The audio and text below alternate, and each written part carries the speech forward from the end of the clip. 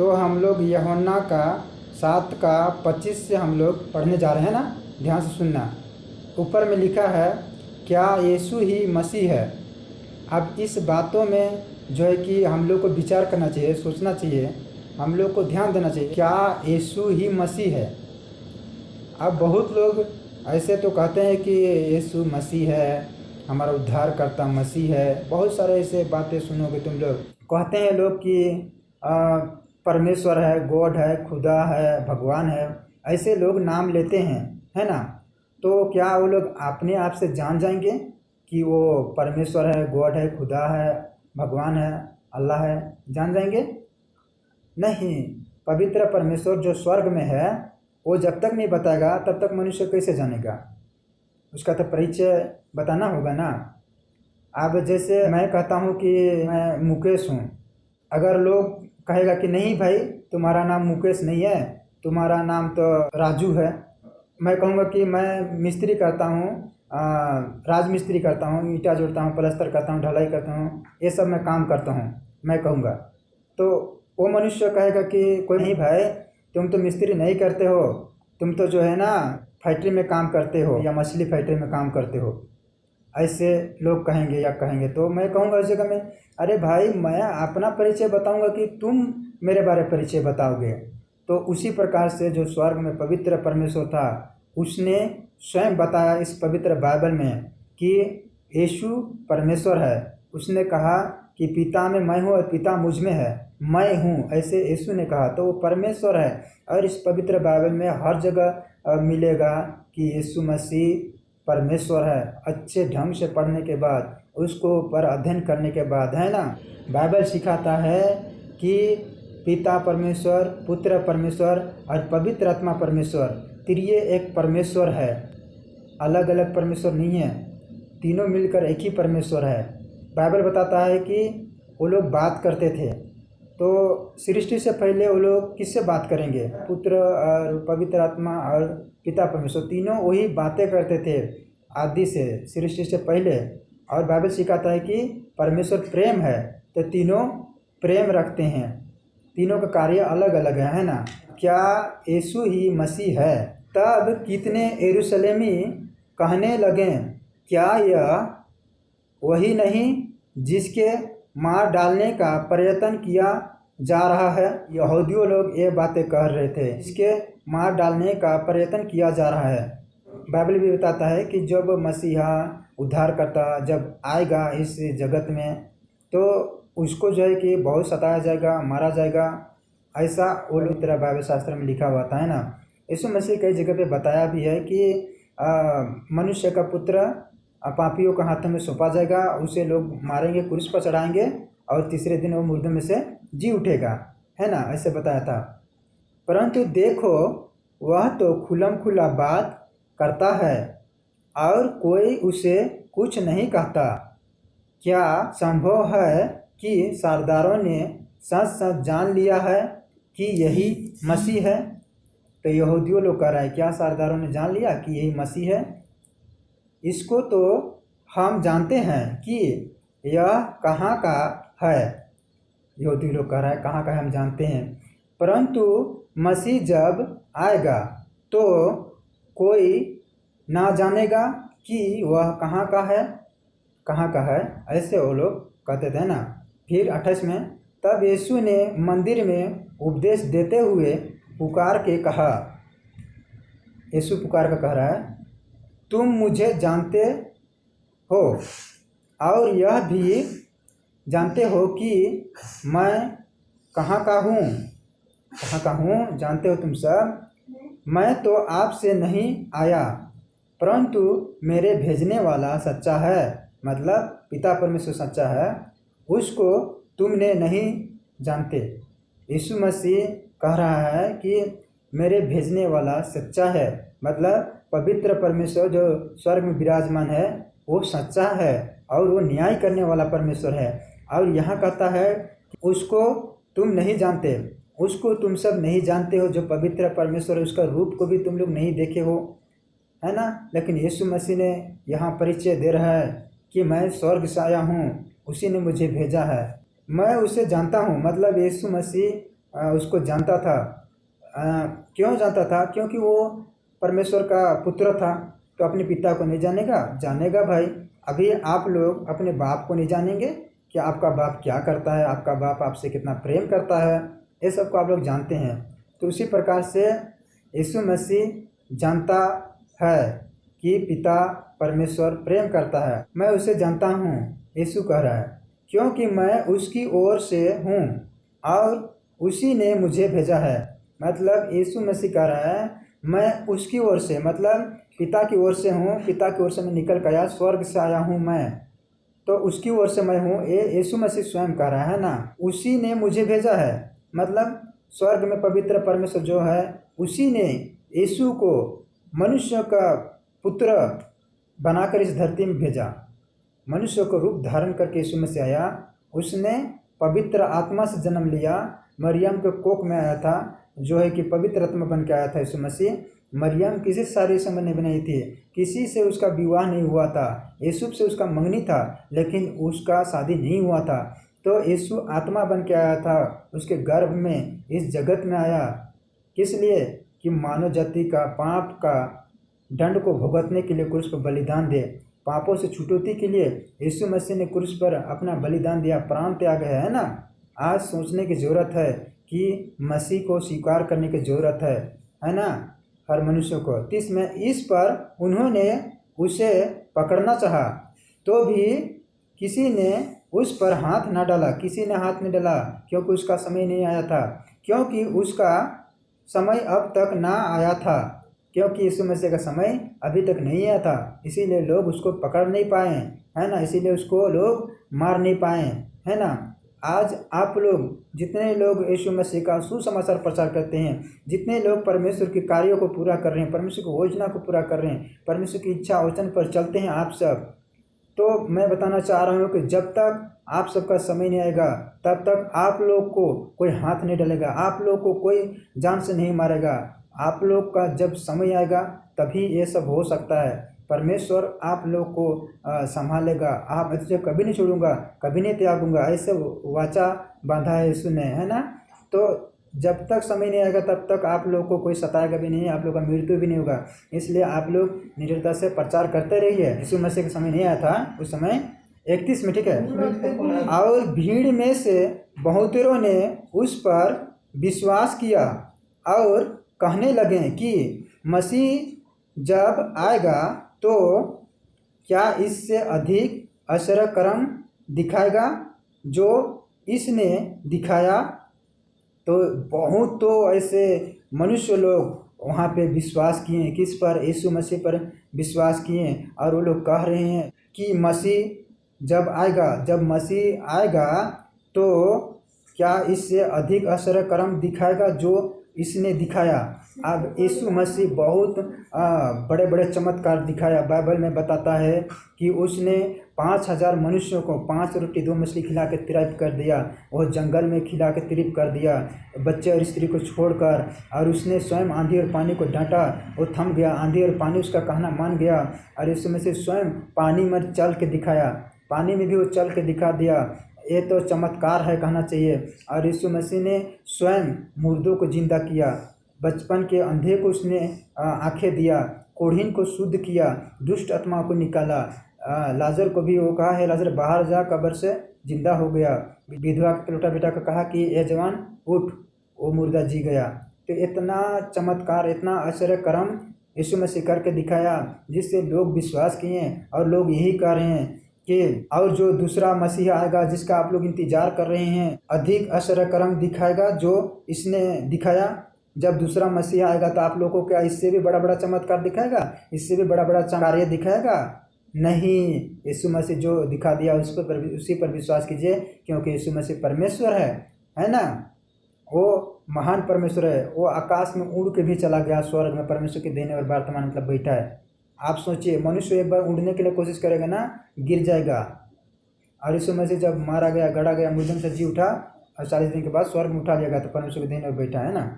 फरीसियों ने लोगों को उसके विषय में यह बात चुपके चुपके कहते सुना, और महायाजकों और फरीसियों ने उसके पकड़ने को सिपाही भेजे।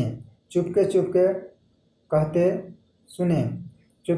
कहते सुने कि बहुत लोग उस पर विश्वास कर रहे हैं। अब ये लोग सिपाही भेज दिए, सैनिक लोग भेज दिए कि यीशु को पकड़ा जाए। इस पर यीशु ने कहा, मैं थोड़े देर तक और तुम्हारे साथ हूँ, तब अपने भेजने वाले के पास चला जाऊँगा। मतलब यीशु मसीह कह रहा है, थोड़े देर मैं तुम्हारे पास हूँ, थोड़े देर जगत के ज्योति है, थोड़े देर तुम्हारे पास उम्मीद है, थोड़ी देर तुम देख पा रहे हो यीशु को, वचन को देख पा रहे हो, परमेश्वर को देख पा रहे हो, उसके बाद नहीं देख पाओगे। थोड़ी देर के बाद चल जाऊँगा परमेश्वर के पास। ऐसा यीशु मसीह कह रहा है पिता के पास। तुम मुझे ढूंढोगे परंतु नहीं पाओगे, और जहाँ मैं जाता हूँ वहाँ तुम नहीं आ सकते। यीशु मसीह कह रहा है यह बात, तुम मुझे ढूंढोगे। बाद में जब पता चलेगा कि यीशु ही वो मसीह है, यीशु ही वो परमेश्वर है, जगत का उद्धार करता, तब तुम मुझे ढूंढोगे, या सताने के लिए तुम लोग ढूंढोगे, या तुम लोग कोई भी ऐसे आरोप या दोष लगाने के लिए ढूंढोगे, लेकिन नहीं पाओगे, परंतु नहीं पाओगे। और जहाँ मैं जाता हूँ वहाँ तुम नहीं आ सकते।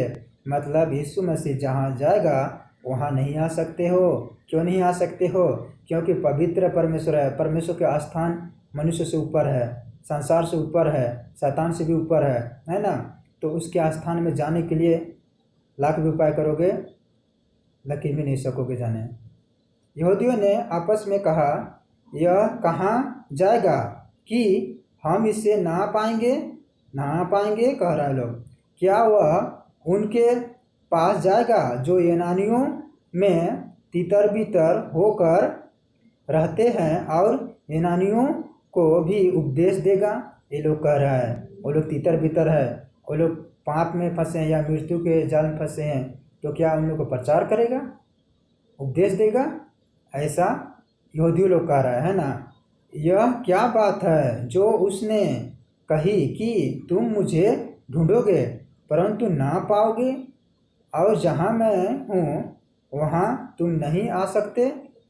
ऐसा यहूदी लोग बातें कर रहा है। फिर पर्व के अंतिम दिन जो मुख्य दिन था, यीशु खड़ा हुआ और पुकार कर कहा, यदि कोई प्यासा हो तो मेरे पास आकर पिए।